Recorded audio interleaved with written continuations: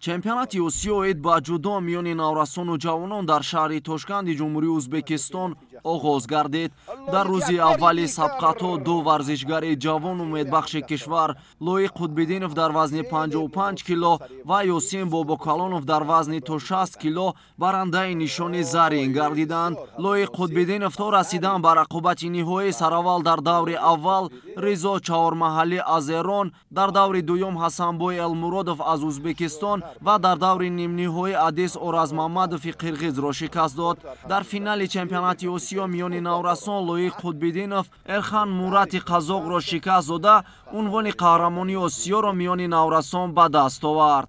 ёдовар мешавем ки ҷудокори дигари тоҷик дар ҳамин вазн Икром Шамсов дар рақобат барои нишони биринҷӣ мағлуб шуда зинаи панҷумро соҳиб гардид.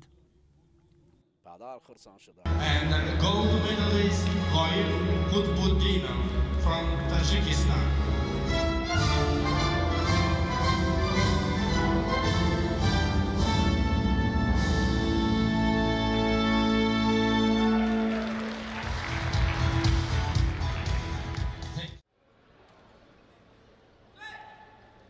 нишони дуюми заринро аз ҳайати мунтахаби ҷудои Тоҷикистон миёни наврасон Ёсин Бобокалонов соҳиб гардид. Дар чемпионати Осиё миёни наврасон ки дар Тошканд ҷараён дорад, Ёсин Бобокалонов дар вазни 60 кило рақобат кард.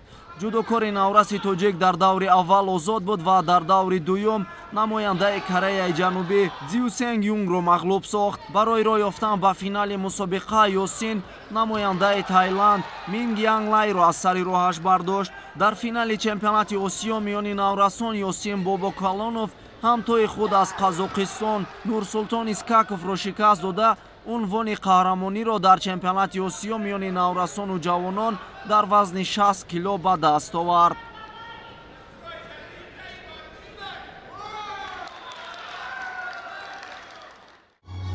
And gold medalist Yosin Bobokalonov representing Tajikistan.